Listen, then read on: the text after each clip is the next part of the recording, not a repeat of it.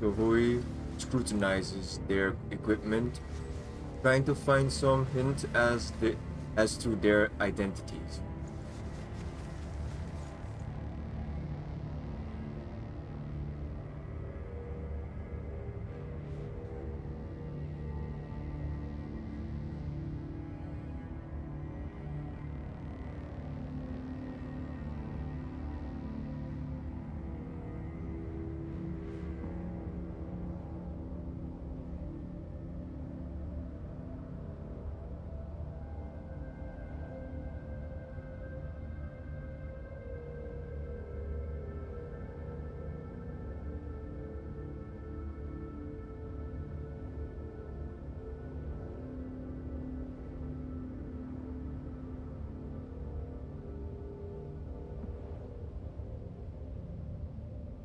Just to confirm, Diane takes the helmet off one of the troopers who was killed.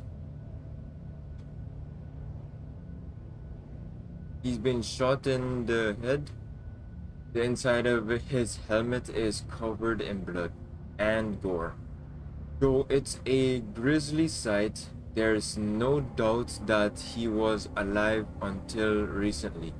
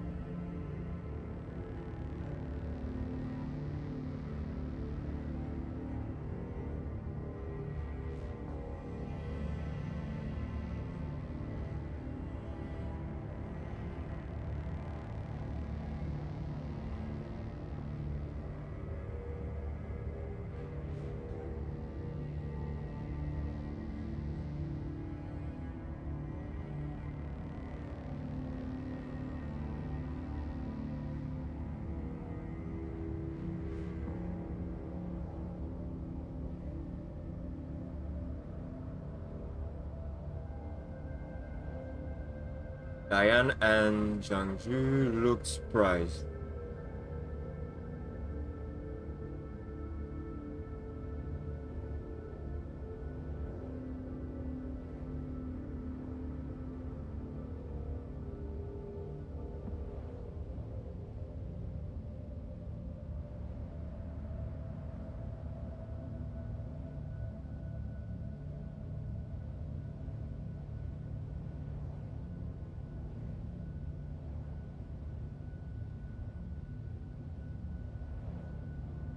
Coffin tracks the signal on her terminal, and as the signal begins moving, she spots a cargo elevator nearby. The elevator isn't very big, with only half-height fences for cover, and the elevator shaft vanishes into the darkness below.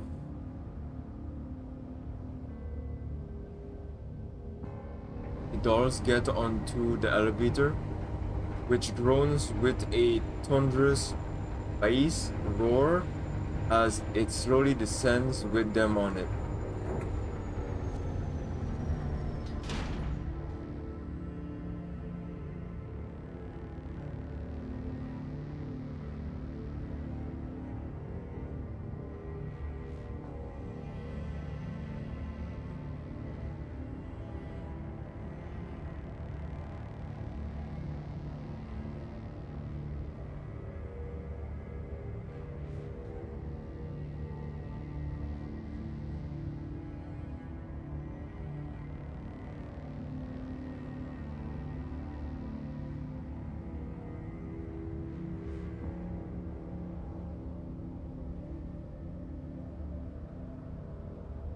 Coffin looks into the depths of the pitch-black tunnel without saying a word.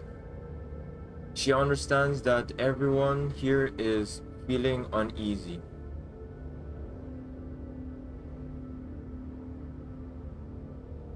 However, the blinking icon on her communicator tells her that Helena is somewhere below her, and thus she must keep going.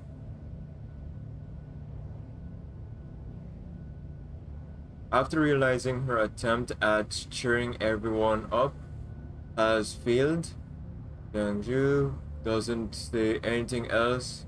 The dolls began watching the surroundings in case they're ambushed.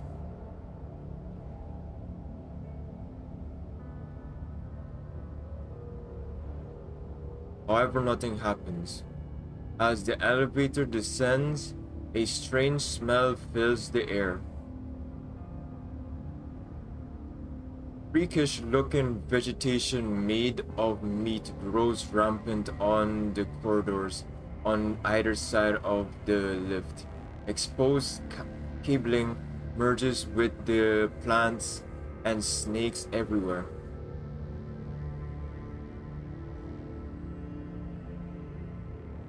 Perhaps she's just imagining things, but as they continue downward, the surrounding temperature seems to get lower.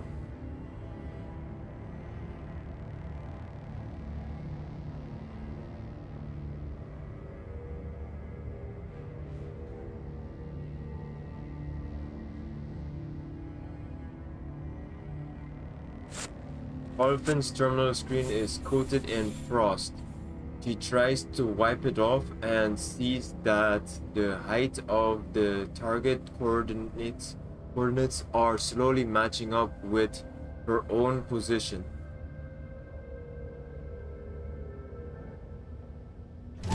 Suddenly, the lift arrives at the bottom level with a doink, and the huge gates before her slowly grinds open.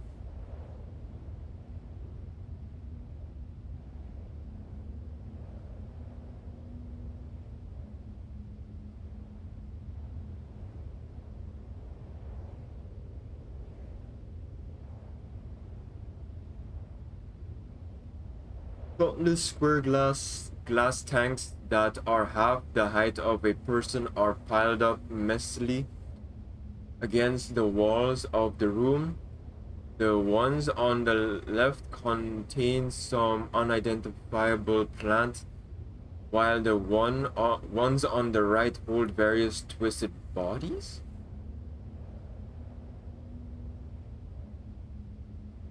The tanks are engraved with what appears to be some kind of spell incantation on them, and the walls are covered in indescribable designs, but the dolls immediately recognize one of them.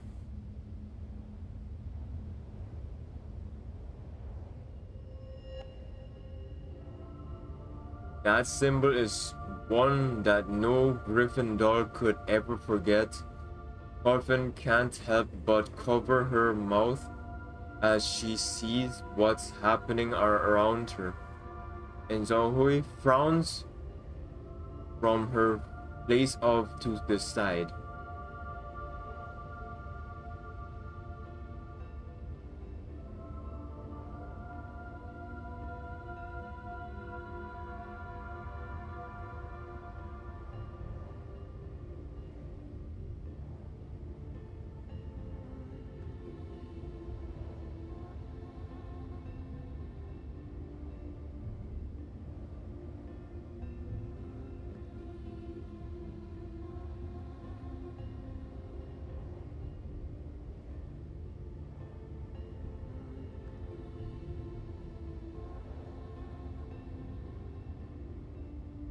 Dolphin finally realized why the commander was acting so strange just now, and she tightens her grip on her weapon.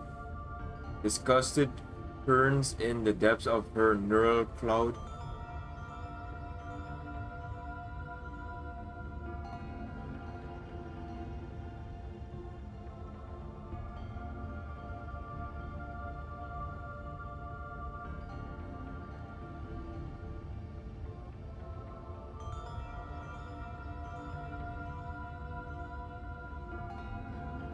Jiangju immediately clams up the moment she realizes her fox pass, but the other dolls understand what she means. Oh, pause. All the dolls are eager to get out of this room that's lined with glass tanks, but it feels like an endless corridor.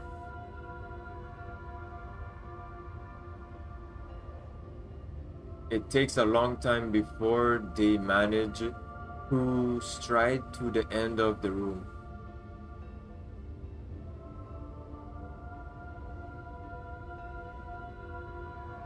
The only thing at the end of the room is a rot-eaten door. A faint light leaks through from the gap below it. Meanwhile, unsettling whispers can be heard through the door, which spooks the dolls even more.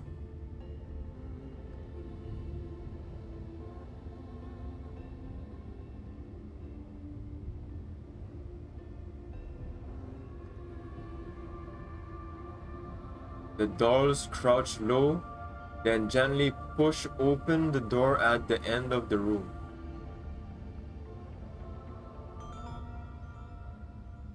It leads to an open space. The char of candles blends with the stink of gore and hits them square in the face.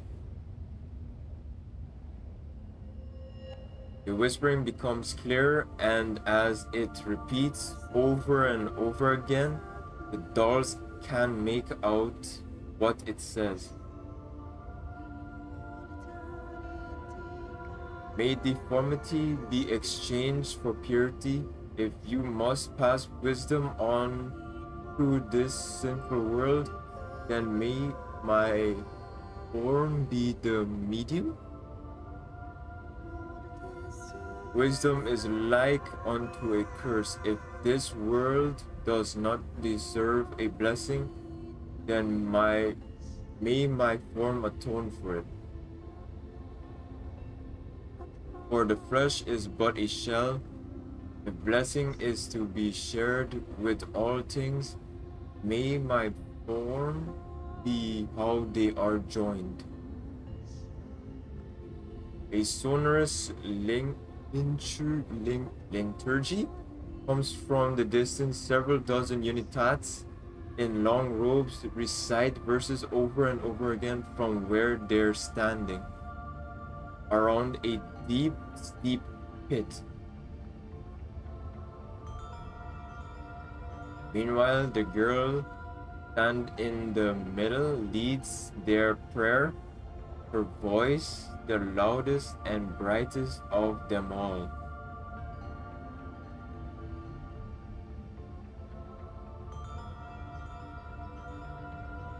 The dolls duck into the shadows, looking into the pit where a monster breathes its last inside the pit.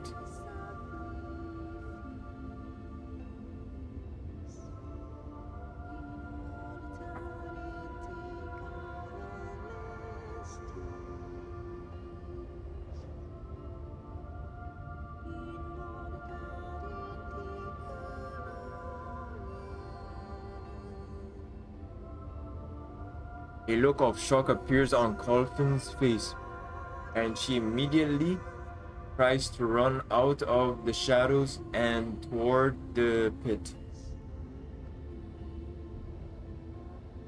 Diane and Zhang Yu frantically grab her and drag her back.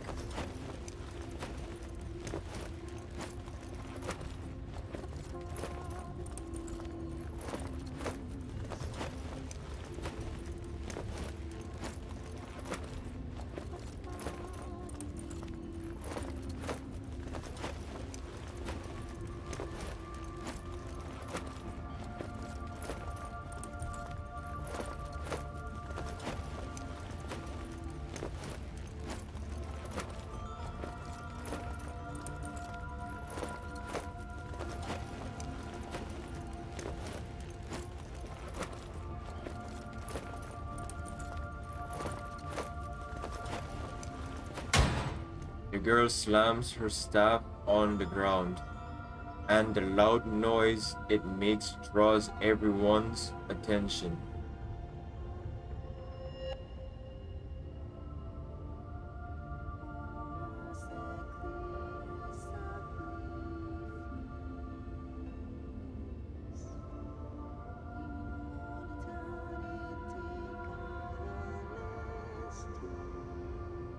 Cries of fear come from among the Unites, but their bodies continue marching up to the pit.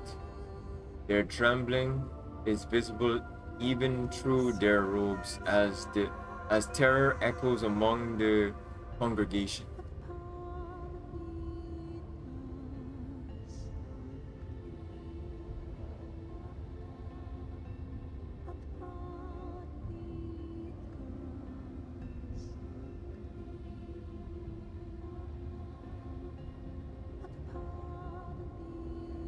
The Unites pull out daggers in trembling hands and point them towards their own throats. Some people try to struggle against this, but their bodies do not heed their commands, as though they were not in control of their actions.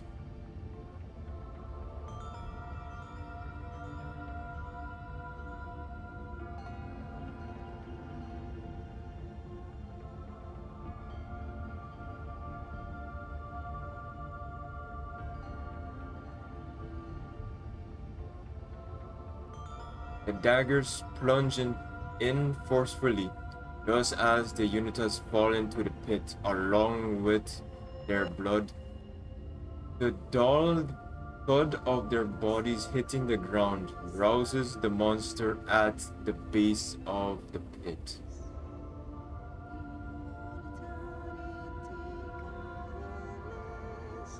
The twisted monster writhes at the base of the pit, covered in wounds. It looks like it's barely hanging on to life as it strains to drag itself over to the fallen bodies.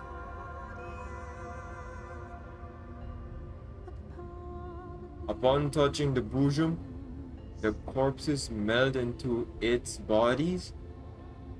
The three orbs begin circling around the monster as though they're protecting something.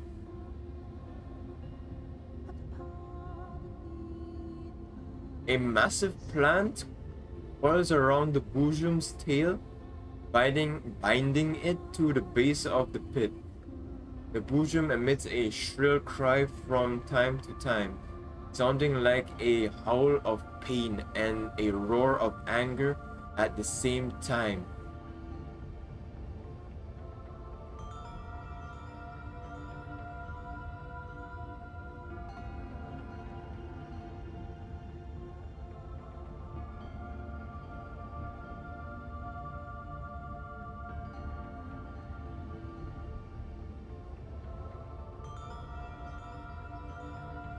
The group shifts their attention from the bosom to the girl by the pit. She seems to be smiling happily, like she's at an amusement park.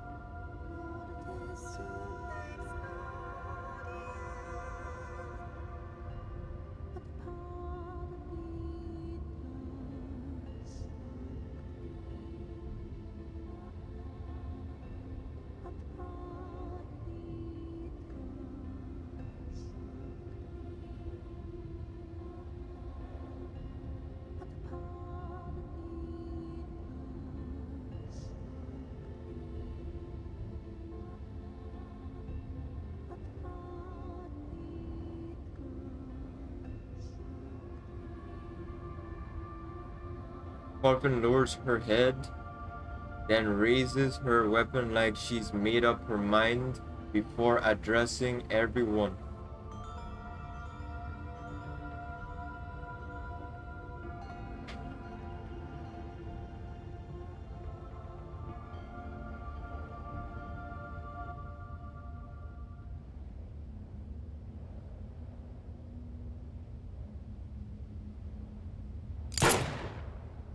often fires at Niter before anyone can stop her. But the bullet does no harm to Niter. It is as though it had vanished into thin air.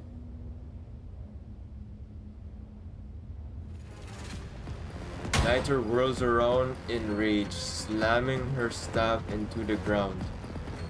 A loud echo fills the air, followed by an angry shout from her.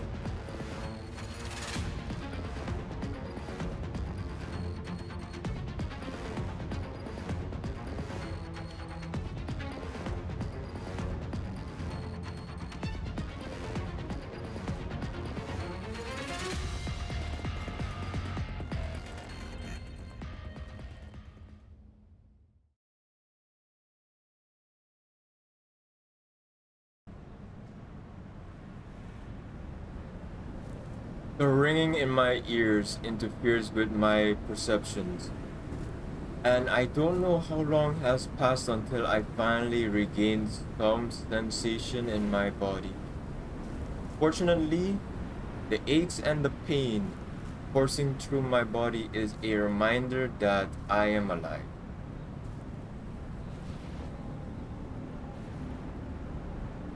I sense the weight on my body lessening.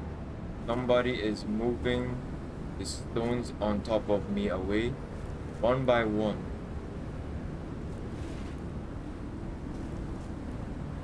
The world in my eyes goes from a neon-esque blur to clarity, and a petite form slowly comes into view.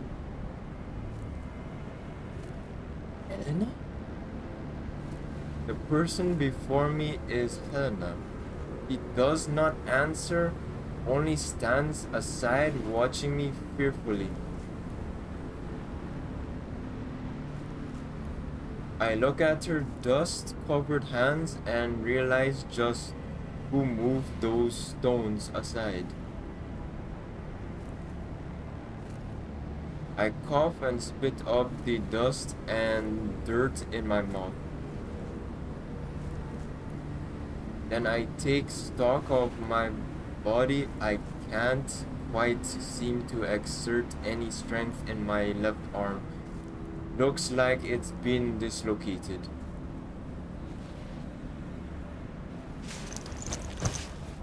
I prop myself up with my right arm and look around.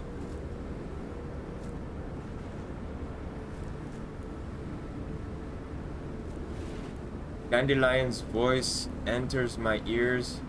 Her cheerful tone pulls me back to reality from my daze.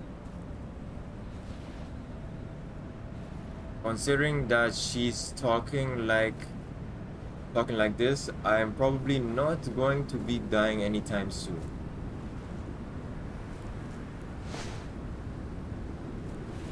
I grit my teeth against the pain and slip my dislocated left arm back into position. Then test my legs. Fortunately, there don't seem to be any life-threatening injuries, although they ache.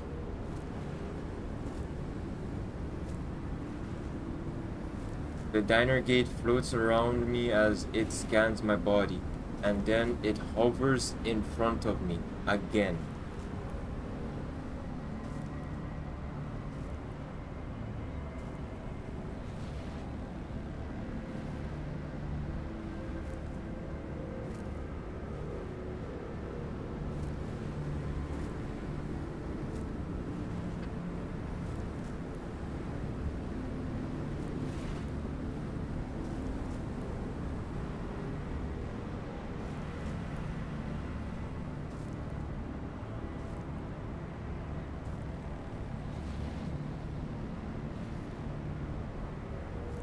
I'm just glad to be alive.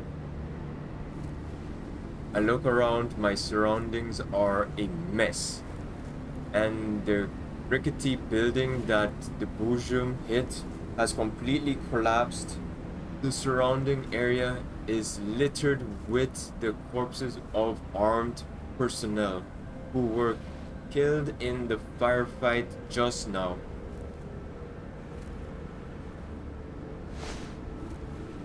I reflexively reach for my gun, but the cool sensation I expected is not there. The diner gate's eyes seem to shine as it seems my hand reaching for my gun.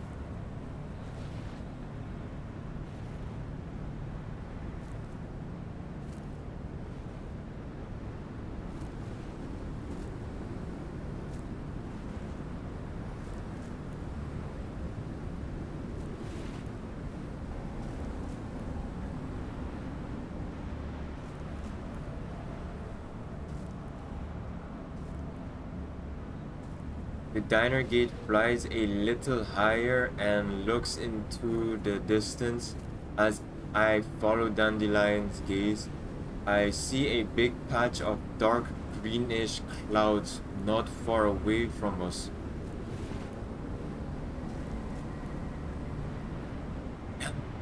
Is the collapse storm that close already?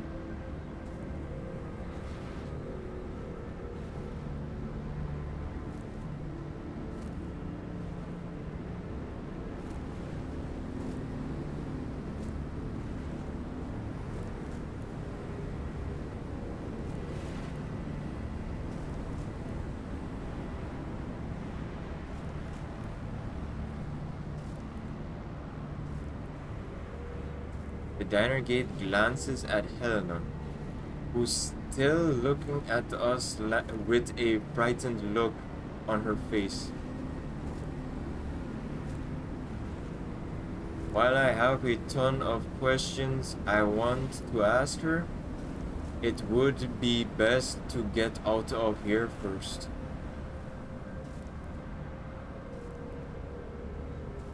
There isn't much time left. I need to decide what to do right away. I carefully recall everything that happened just now.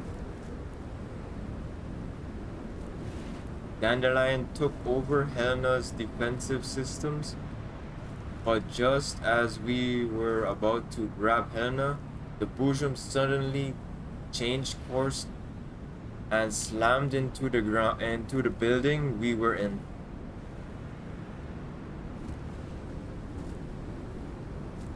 Colvin threw me out of the window and saved my life.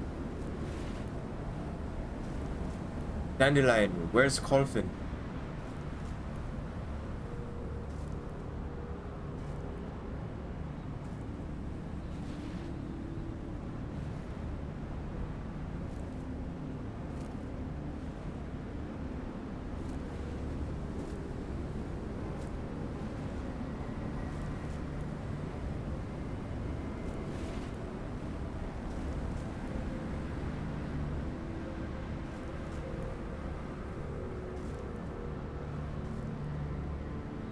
Damn it. We need to find her.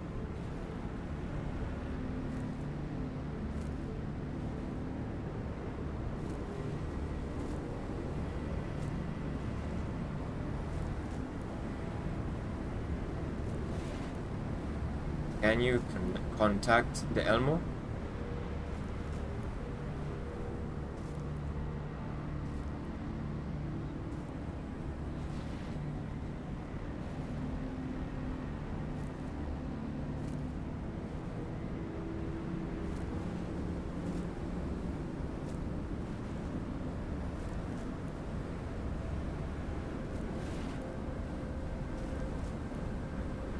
This storm sure picked a great time to come by.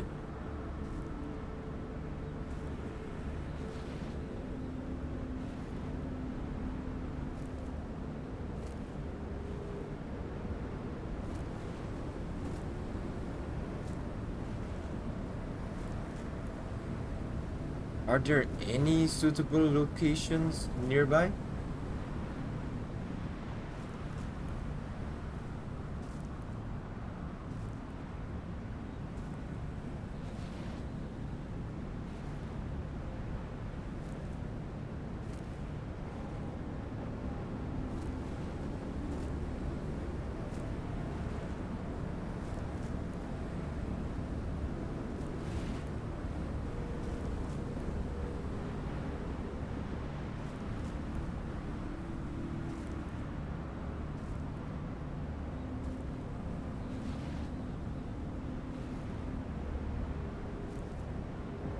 Will it really be okay?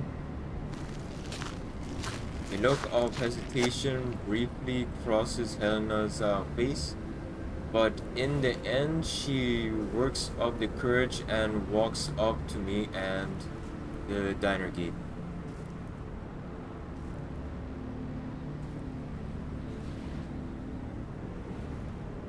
What's wrong, Helena?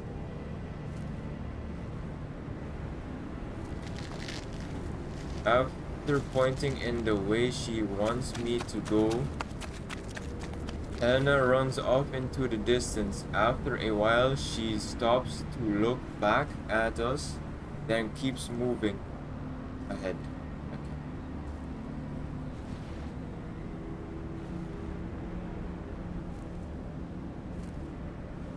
How does she know which places are safe?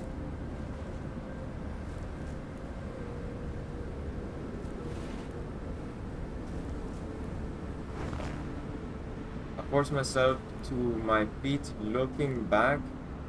The ruins under the thick, dark clouds look like a massive graveyard.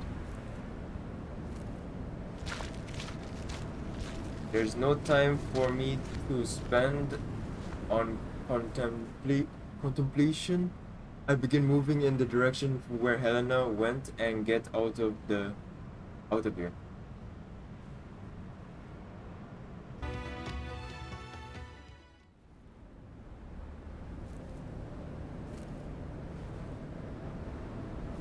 Helena stops in front of a high point on the edge of the ruins. There is a disguised entrance visible near a half-buried slope. Initial inspection of the entrance reveals that it's been well camouflaged by a vegetation and rubble, but looking closer inside shows a clear signs of man-made architecture. Is this the entrance to an underground broker's base? The inside of the tunnel is much larger than expected. It's big enough for two trucks to drive through it side by side.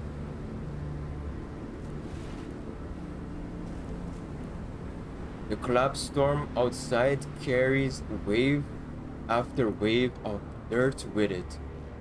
There are no more traces worth investigating on the surface now.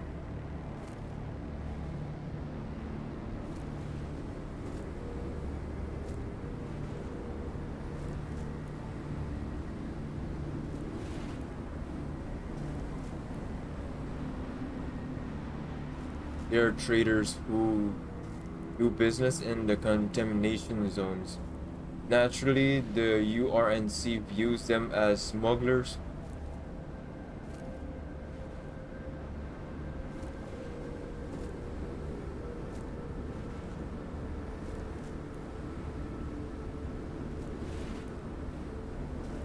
Well, they're brave enough to transport anything from small animals to heavy arms. Did you really not know that?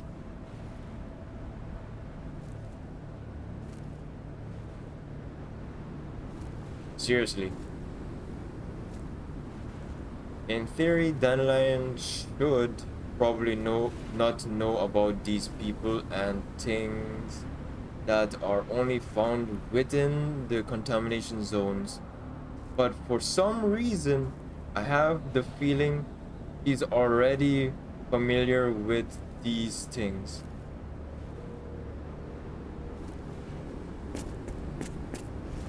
Helena doesn't pay attention to our discussion. Instead, she goes deeper into the tunnel and I run up to grab her shoulder. She turns to me, a troubled look in her eyes. I walk past and in front of her, then shine my torch into the tunnel. It is empty.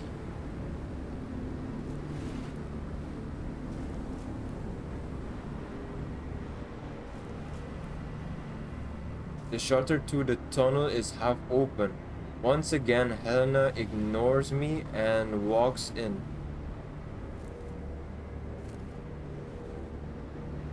Although I can't be sure that it's safe in there, I have no choice but to grit my teeth and head inside.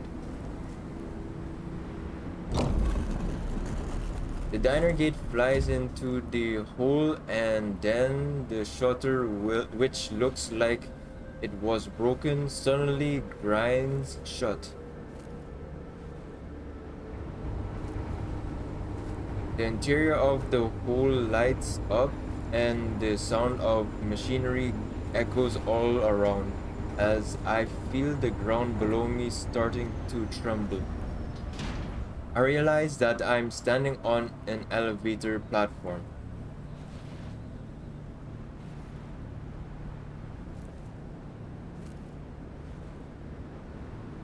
Dandelion, give me a scan of our surroundings. We are currently descending underground on the elevator. The diner gate flies in the direction where the platform is headed.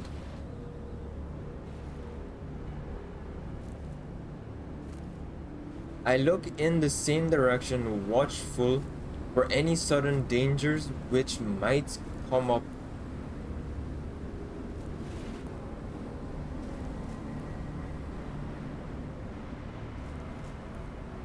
Out of nowhere, the hitherto silent Helena looks at me and asks questions without being addressed. Yes, of course. Came to save you.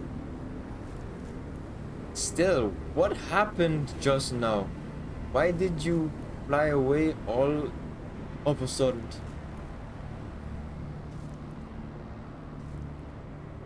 Ah, I'm not trying to blame you or anything here.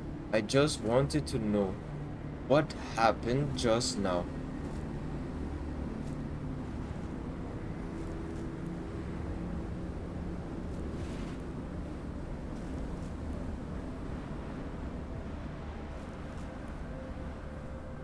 Wait, you were saved?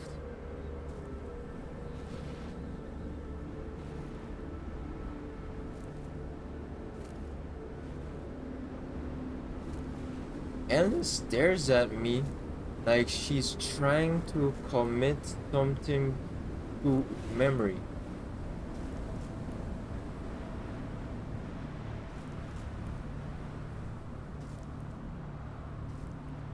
I'm here.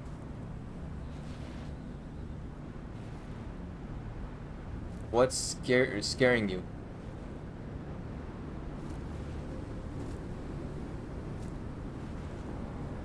She pauses, then speaks again in an almost imperceptible voice.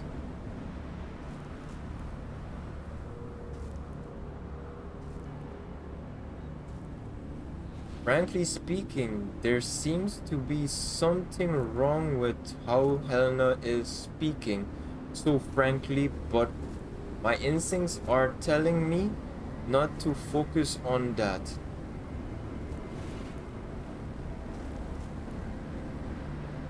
I have the feeling that if I do voice my suspicion, this girl will vanish like a popped soap bubble. Did anyone vanish down there?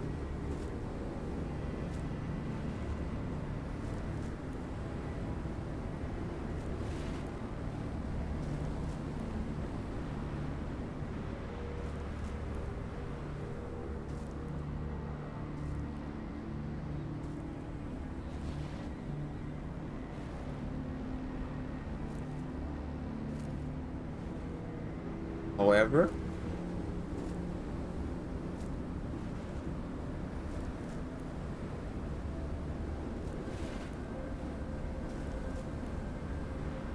upon saying this, Helena lowers her head and does not speak further.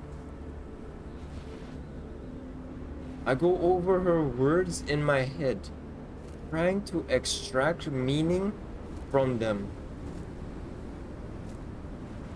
Perhaps all this is related to what just happened here with that in mind. I begin looking around the surroundings. The elevator and walls are covered in the scars of battle, and it's plain to see they're all quite recent. We encountered those unknown armed men and that bosom from the time the signal went through until we touched down. So something must have happened here recently.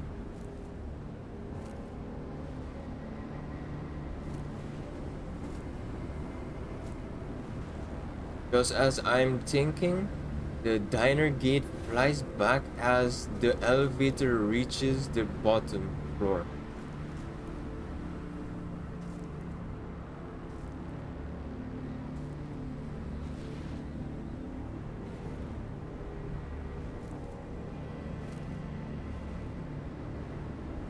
Start with the bad news.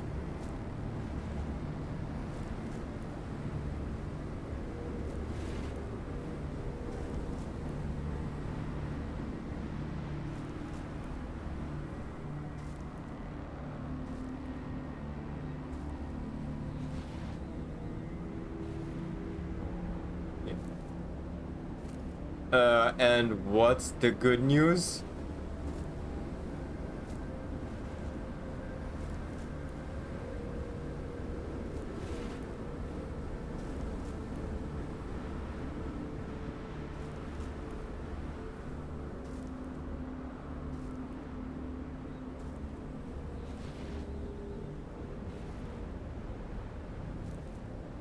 How far away from us is she?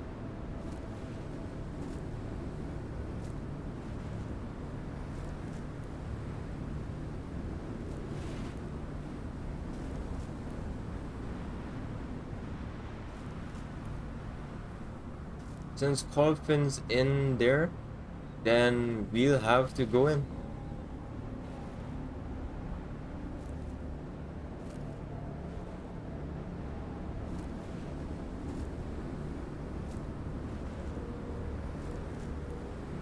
Obviously, right?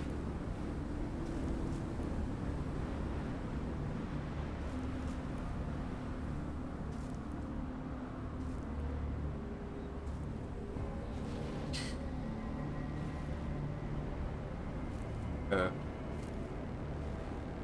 I hope nobody around me will end up in danger. That includes you too, Dandelion. And if danger is unavoidable, I will do my best to protect everyone.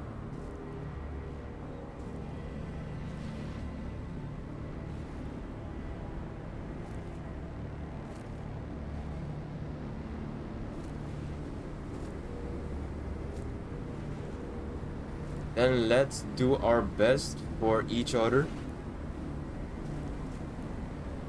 After our conversation ends, the diner gate flies up to Helena.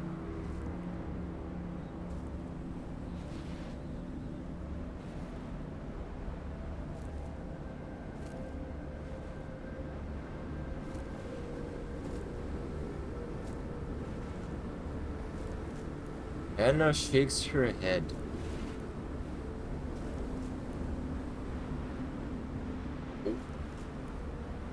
The diner gate flies a circle around Helena, and Helena warily turns around to face Dandelion. Throughout her flight,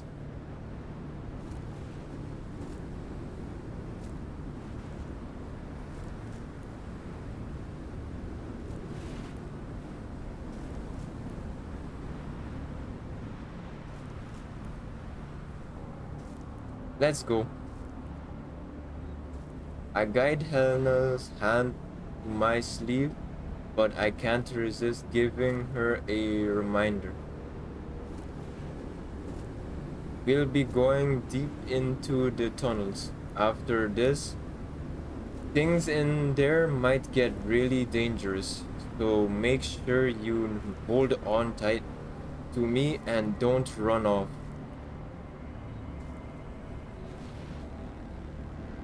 When I walk, you walk. When I stop, you stop. When I crouch down, look for cover and hide. If I don't come looking for you, don't come out. Got that? Elna tugs on my sleeve and nods.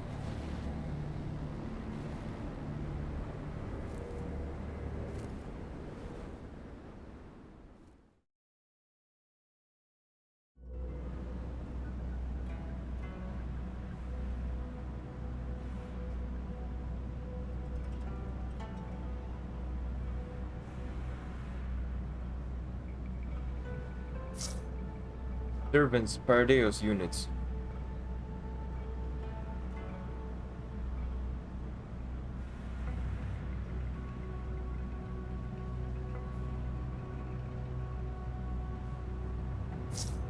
Technically speaking, I shouldn't just be surprised, but mad as hell too.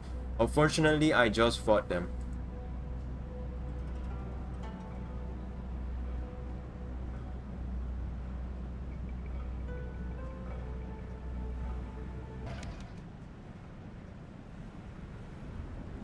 The enemies are all down. I look around carefully in case someone's waiting to ambush me. The diner gate's eye flashes a few times. Dandelion's voice speaks, not from the diner gate speakers, but directly into my earpiece.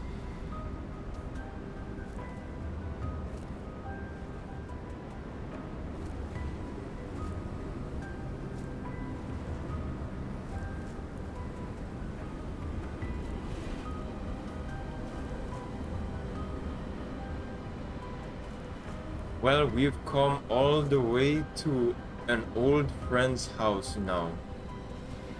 Might as well sit down, make ourselves comfortable, and see if there's anything valuable around the place.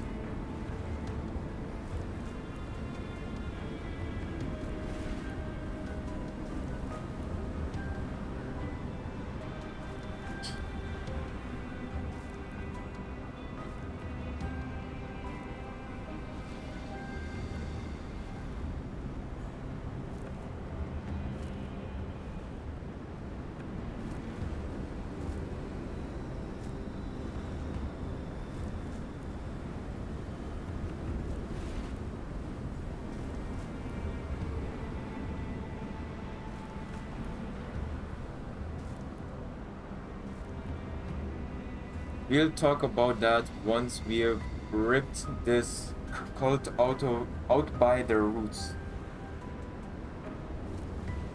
That's strange. How come there's nobody keeping watch?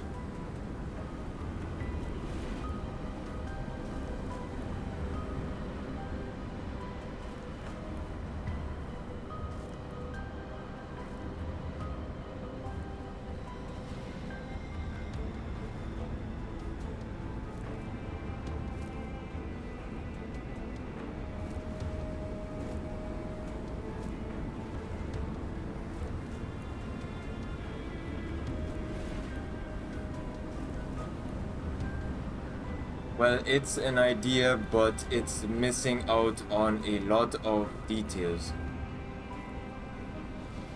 Why did a Boojum show up near a Paradeus stronghold? And why was it that the PMCs had to go and fight the Boojum in said stronghold since it was underground? It just doesn't make sense. Unless the Boojum was escaping this stronghold and fleeing to the surface.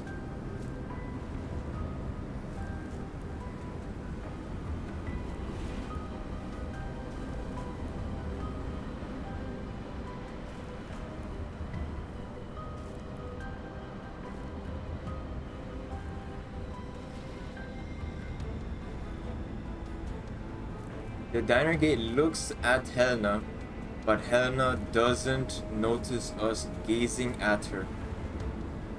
Instead, she looks nervously further within.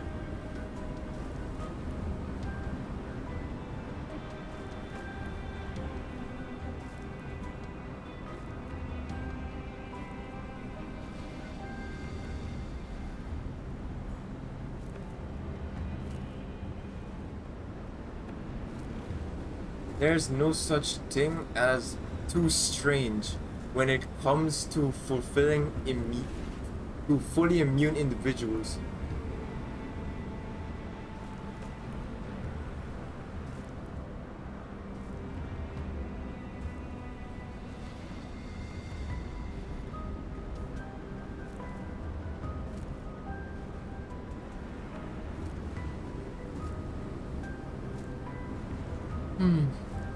I wouldn't have thought of things that way if you hadn't mentioned it.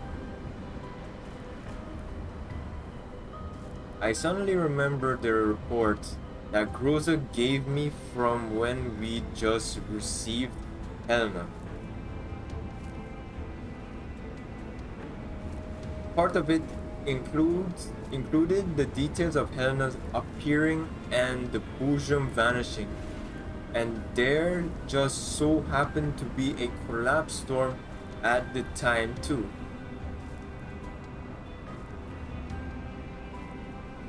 So you're saying that Helena can attract Boojums?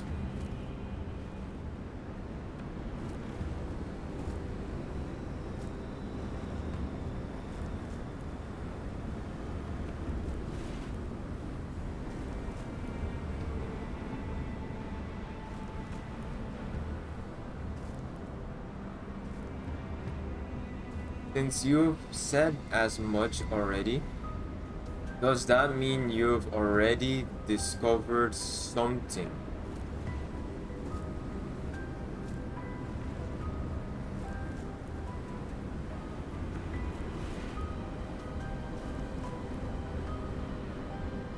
The diner gate floats before my eyes once again, and after extending its limbs before me in mid-air, it wiggles around a bit before flying further in.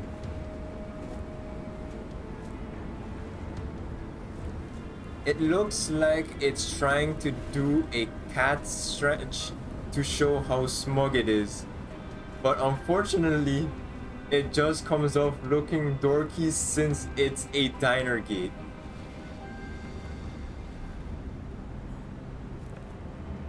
I chuckle to myself. It's true that her body's instruments are more reliable in an enclosed environment like this one. I lightly tug on Helena and she obediently moves forward with me. The terrain here isn't exactly complex. We head down along the staircases, and every time we think we're at the bottom, we find a similar looking platform beyond which is another staircase leading down.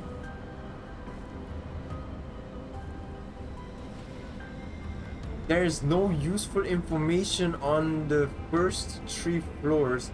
However, once we pass the platform, the diner gate suddenly comes to a halt.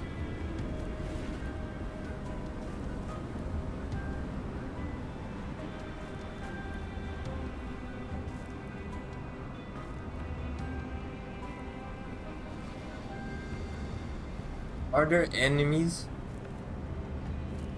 I lower my voice and prepare for trouble.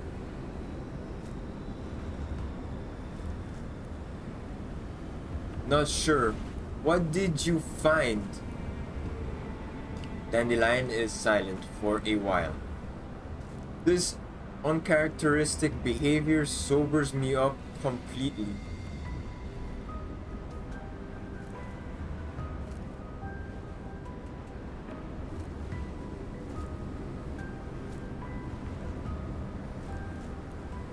Could it be a combat unit using some kind of special equipment?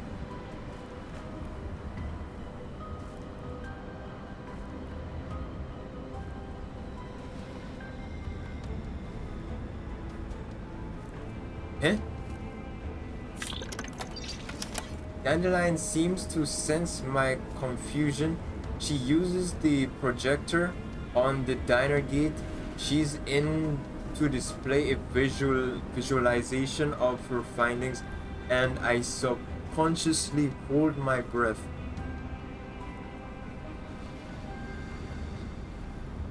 The image shows faint human shapes, heat signatures standing together in an orderly manner inside what look like 4 large glass specimen tanks.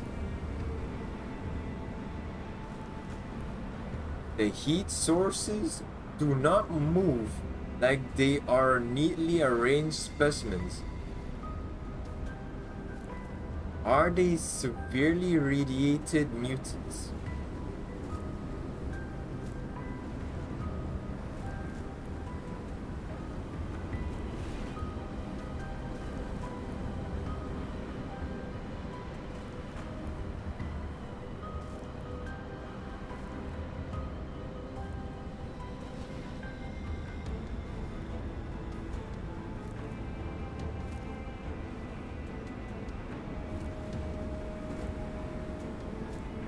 Before I can give the order to Dinergate flies deeper in, I can sense Dandelion's emotion through the tone of her voice just now.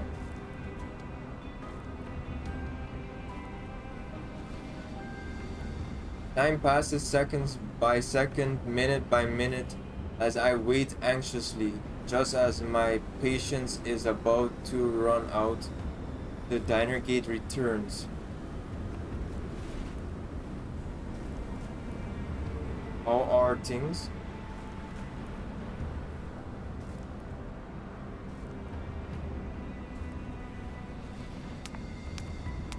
Dandelion doesn't answer me directly. I follow the diner gate to a hidden door. If not for Dandelion's thermal sensor, given the darkened condition, I would never have been able to tell that there was a door here. The gate's electronic lock is unpowered. It opens with a light push, and the dim ground lights roughly illuminate the interior of the room. It isn't a big room, and there are 4 glass tanks neatly arranged in the middle. The tanks appear to be fully some kind of fluid, and their contents are unclear at the moment.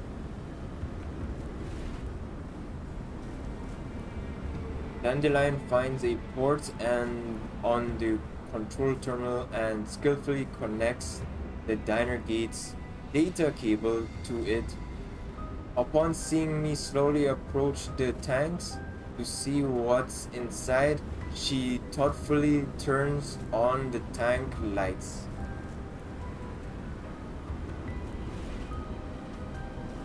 What I see next makes me reflexively draw a breath. Then contents of the tanks are displayed to all by the ghastly white light. Each tank is roughly a meter or so in height, and covered in clumsy prayers. There is some kind of vegetation whose name I can't tell at the bottom of the tanks, while there are humans of different physiques, looks, and ages on the upper portions.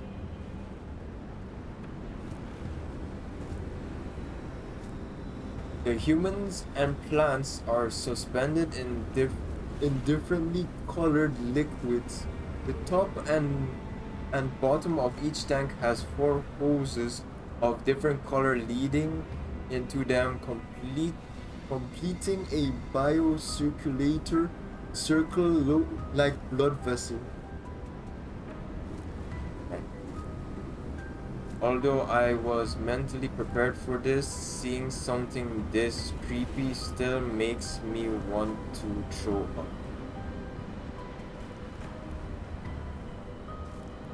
Somewhat worried, I look at Helena, who has followed me in. However, she has placed her hand on the glass as though she's bidding the people inside a wordless farewell.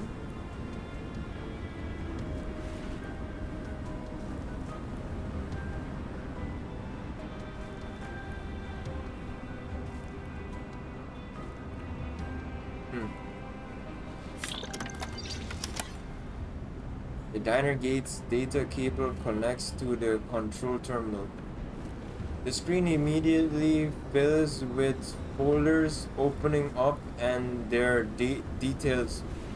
Just looking at it makes my head spin. I bet Dandelion's making copies of everything.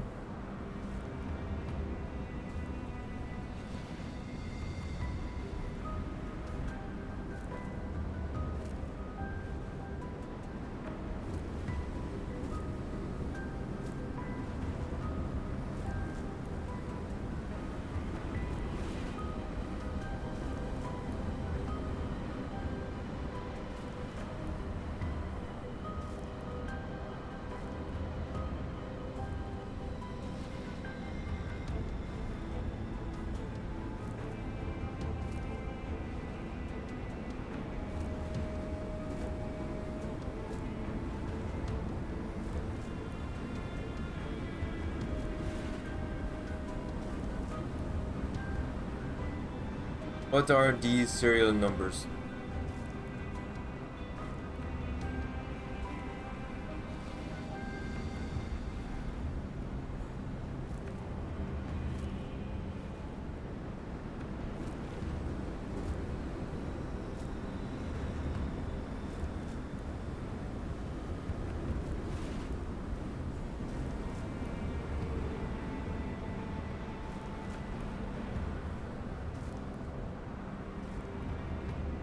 Those years for 10 odd people flash past my eyes. They all have the same surname. Wait, they're a family? Or maybe they're of the same race.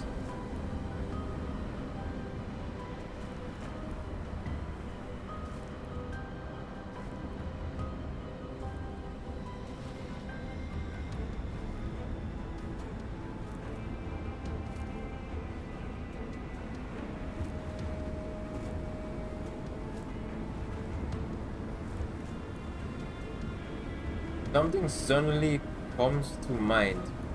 The place where the Boojum first fought was apparently an abandoned town.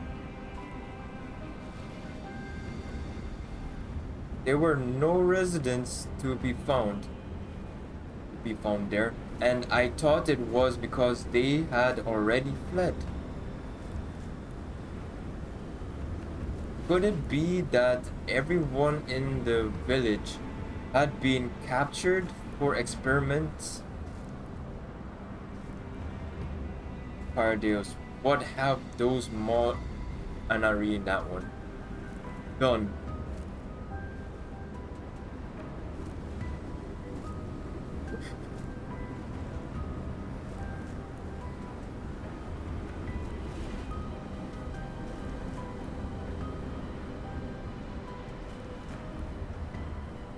Wait, could that Boojum be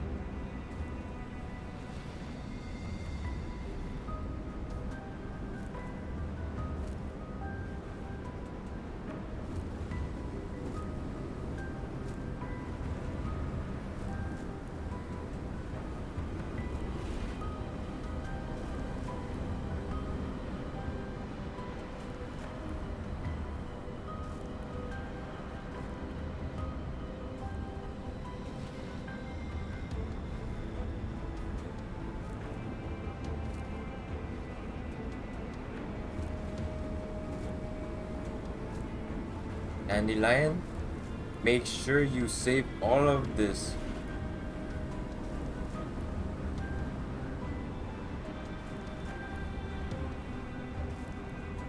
Helena silently walks away from the tanks and bows to them.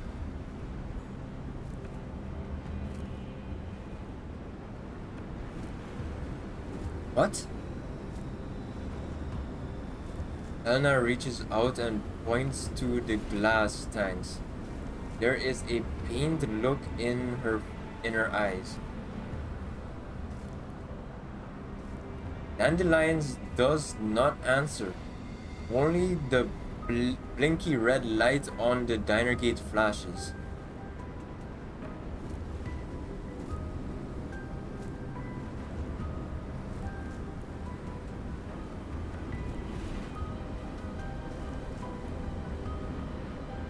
Can we save them?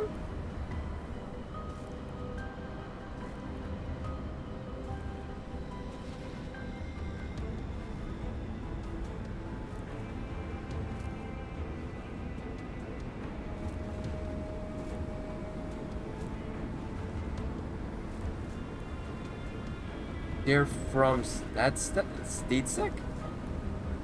Were they captured by Paradeus?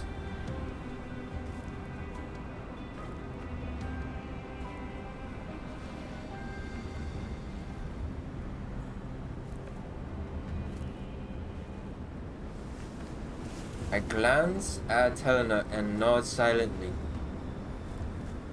Let them rest.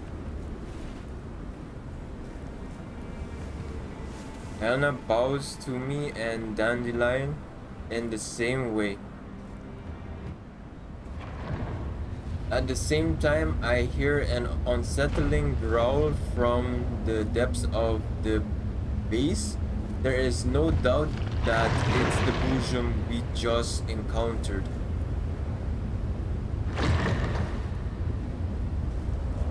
After hearing the noise, Helena glances at us, then she runs into the base without looking back. Dandelion, follow us once you finish downloading the data. After telling Dandelion what to do, I proceed to give chase. I can sense something is about to happen.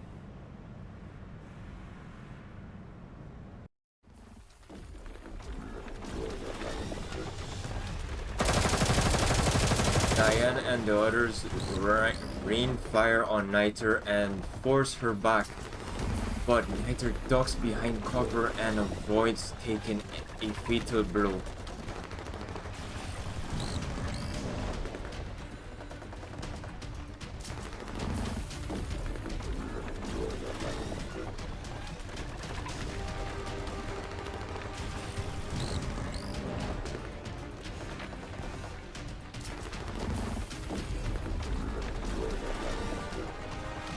Niter raises her staff high. It emits a deafening, sinister sound, forcing the dolls to cover their ears to protect their hearing.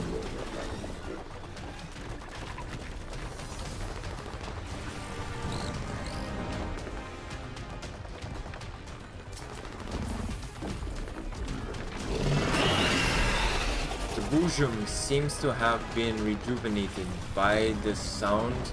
It crawls out of the pit, and with all its might it shrugs off the plants entangling it.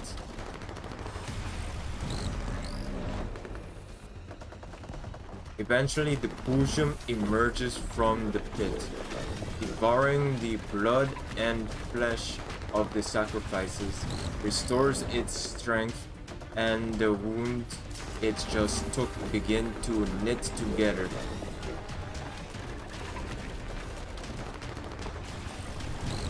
The Boojum's body is bigger than before, but the monster thrashes around continuously as though it is unable to control itself.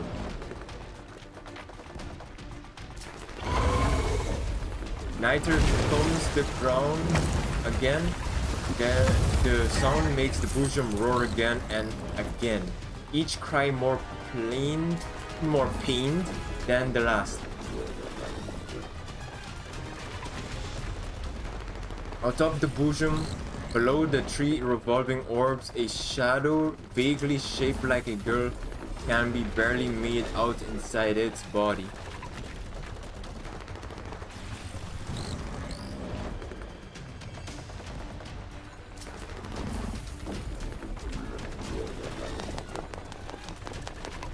Dolphin can't hold herself back anymore and throws caution to the wind as she runs up to the bosom.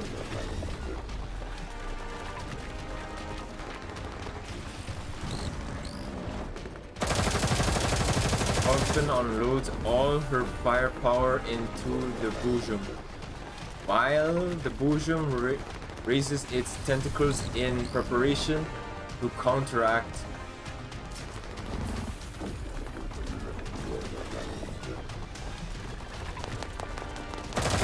Rushes out of cover as well, picking off the tentacles, trying to smash Dolphin with accurate gunfire.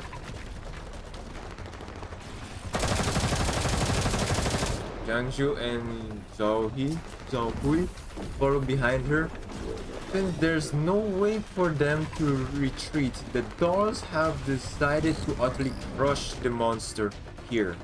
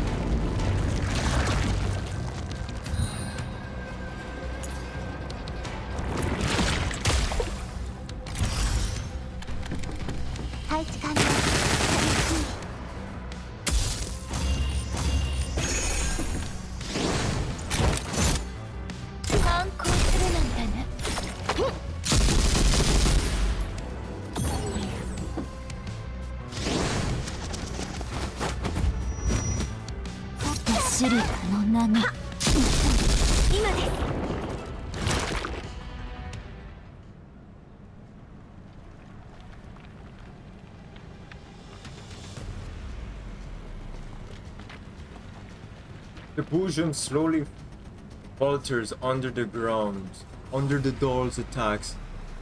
Nauseating slime gushes from its wounds. Although Niter wraps her staff on the ground, the monster seems unwilling to continue attacking the dolls.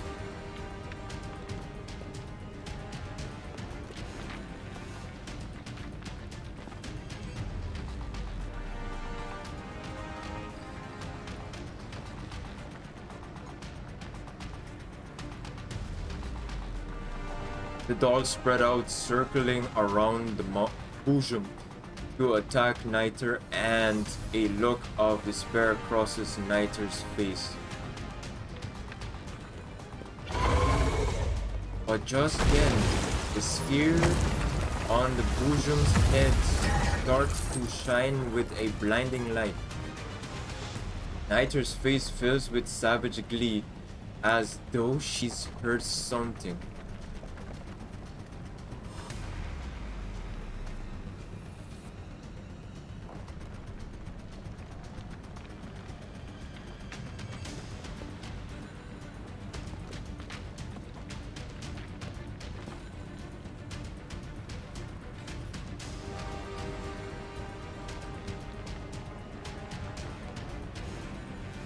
the sphere shines and light circles open the Boojum's body. Helena slowly floats into view, and despite the Boojum's wounds spewing slime everywhere, her body is not touched by any of it.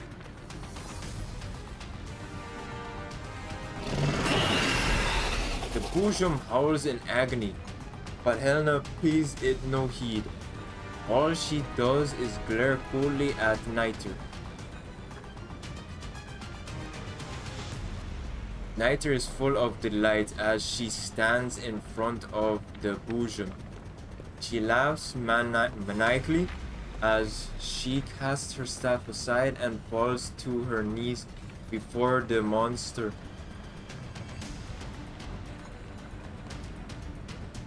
However, her face turns pale and twists as she roars in anger.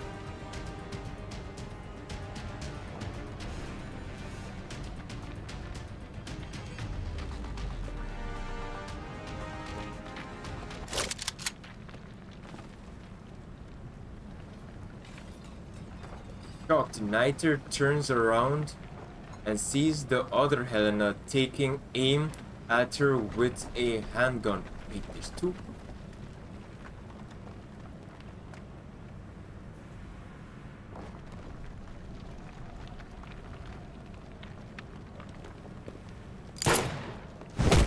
Helena pulls the trigger and a bullet blasts clean through Niter's torso.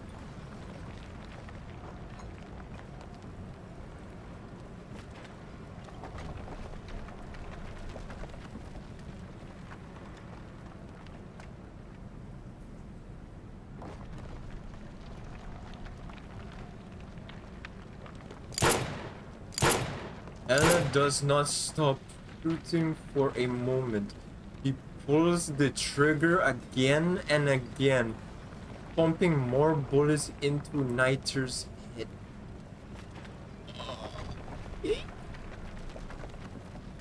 Niter collapses to the ground and her staff falls with her. The Boojum in front of her collapses, as well as though its spine has been suddenly removed.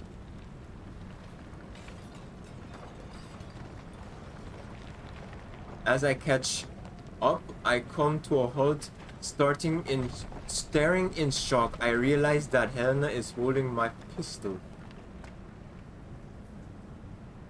Although I can sense something strange happened with her, what I do not expect is that there are two Helenas standing in front of me.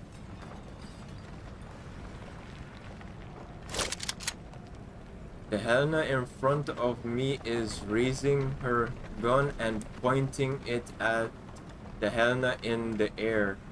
The two of them are silent, simply staring at each other.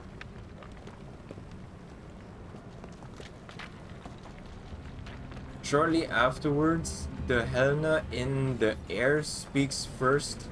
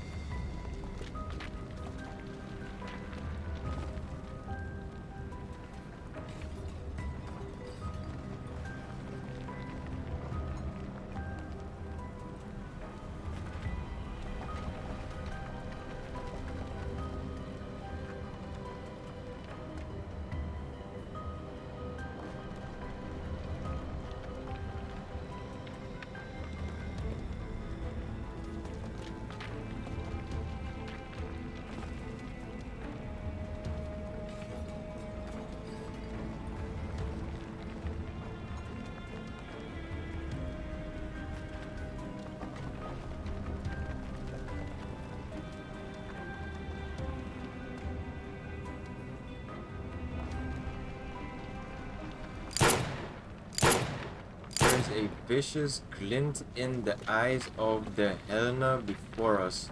She pulls the trigger in a flash and fires off her entire magazine.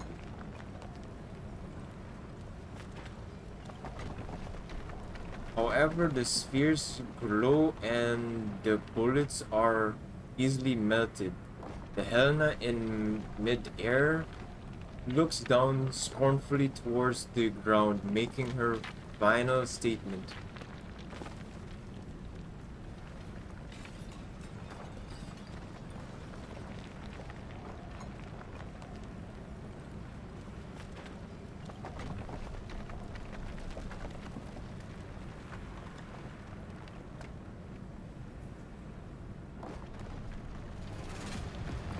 The spheres begin to circle the airborne Helena. An energy beam gathers between the orbs and it looks like it's about to fire.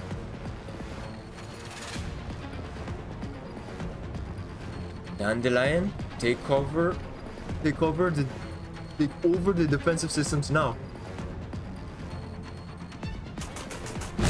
I rush out and grab Helena before just jumping aside. Thanks to Dandelion's interference, the energy beam is thrown off target and it doesn't hit me.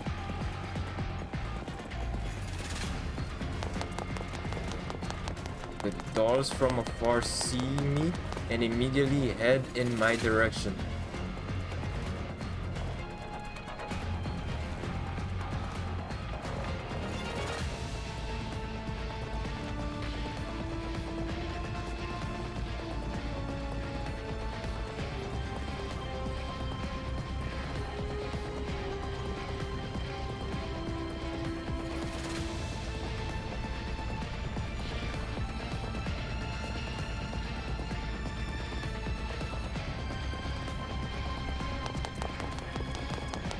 The dolls run up to me and press themselves against me. Fortunately, the defense system don't initiate a second round of attacks. 95 to 97? What are you girls doing here?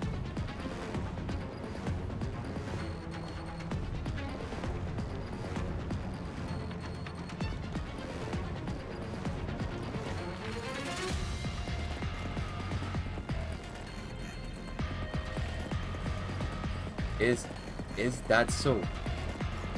I'm glad you're okay too, Olfin. Thank you very much for saving me back then.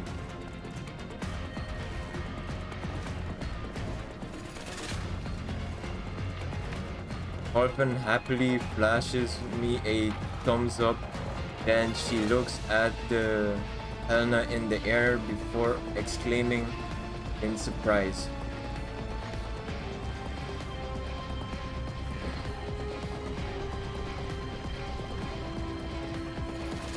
Airborne Helena looks at us in amusement. She does not seem to intend to attack us with her spears. Instead, she looks thoughtful.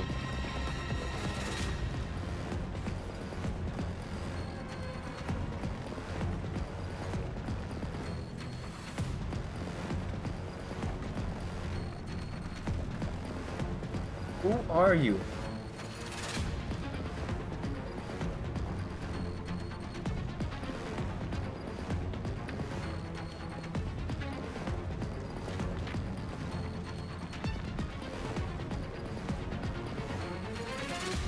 Elena's voice starts to sound strange.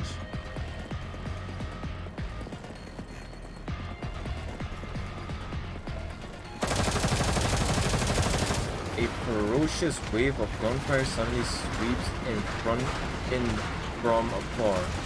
It's coming from various passages laid down by armed troops who look like the ones we fought earlier, but whose helmets have been painted black.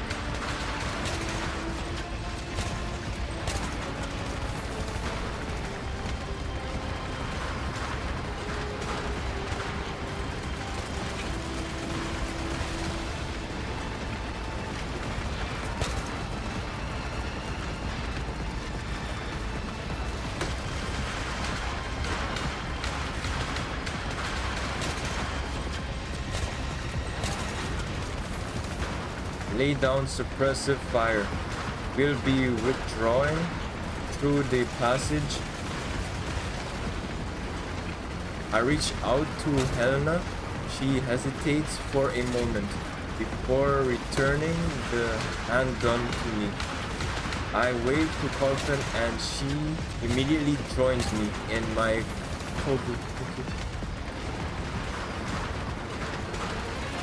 Colton, bring Helena to the rear. Everyone else form up on me.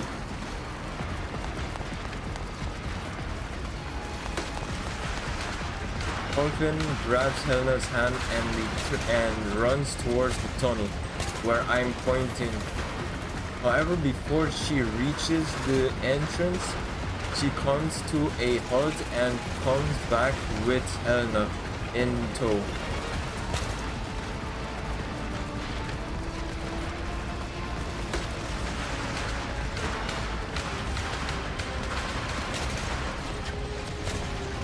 Damn it!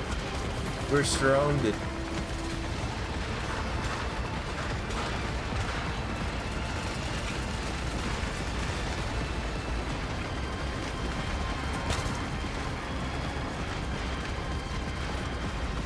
Bullets start flying our way from the tunnel just now, forcing us to leapfrog between cover lest we end up getting caught in a crossfire.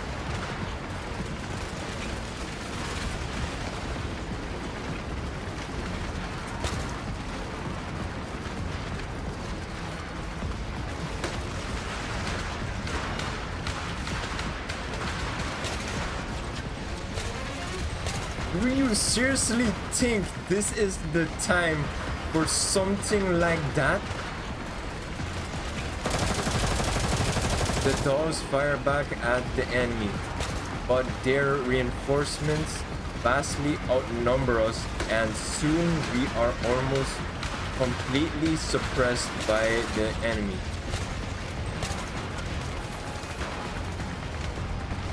How many more enemies are there?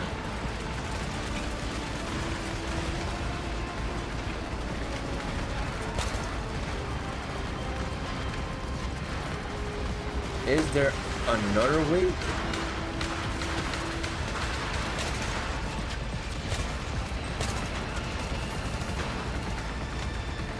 Look, I'm being serious here.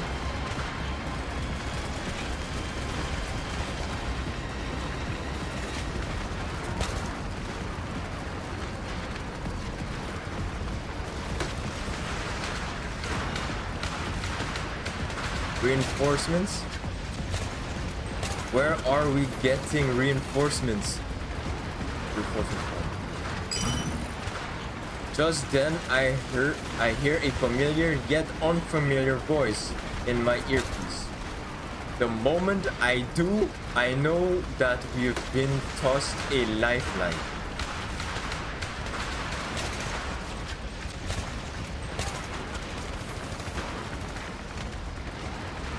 Loud and clear.